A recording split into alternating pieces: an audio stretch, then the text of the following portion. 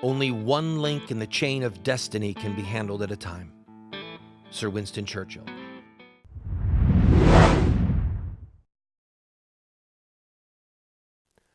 The year was 1976, and I was working at a gas station in Rochester, New York. I was asked to make change. I was there alone. It was night. I was asked to make change. I said, sure. I went inside. And by the way, my mom and dad were both public school teachers. My mom taught in the inner city. They had African-American friends. I never heard a racist word in my home growing up. Literally never heard. I never heard the N-word. I literally did not even hear the N-word until I was older. So, and as I said, I adopted 2 African-American children. So I'm working at a gas station by myself at night. And someone says, these 4 guys come in and say, hey, can you get us some change?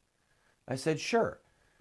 Totally naive. I'm 17, 18 years old, 17.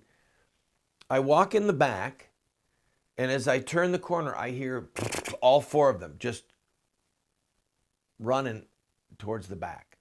One of them pulls a hood over his face, puts a knife to my throat, and says, where's the money? And I said, it's right over there. I said, stay calm, man. Life is precious. It's okay. So they grab it. Then they open the back door, and the 3 of them bolt out. And the guy's still looking back and forth. He's got a knife to my throat. And I said, I'll just go in this other room. Okay? So I started to walk away from him, and he let me go. And he bolted out. So I called the police. Of course, they found nothing. They suspected me. To make matters worse, they suspected me because I fabricated this whole thing so I could steal the money. Took a lie detector test. About a month later, the same guys came. Now this time, they waited till I went into the back room by myself. I went out in the back. It was dark. And I heard the front door slam open, and then like an army with these 4 guys running in. Same drill. They've got a knife. This time, they take me over into a corner, and one of them is threatening to kill me. He said, I'm going to kill you, man. And another guy there scuffled with him to get a knife. He was going to kill me, and he scuffled with the other man to not kill me. So then they hit me on the head. I fell to the floor, pretended I was knocked out when I wasn't, but I pretended like I was. They tied me up, and they took off. So I'm there.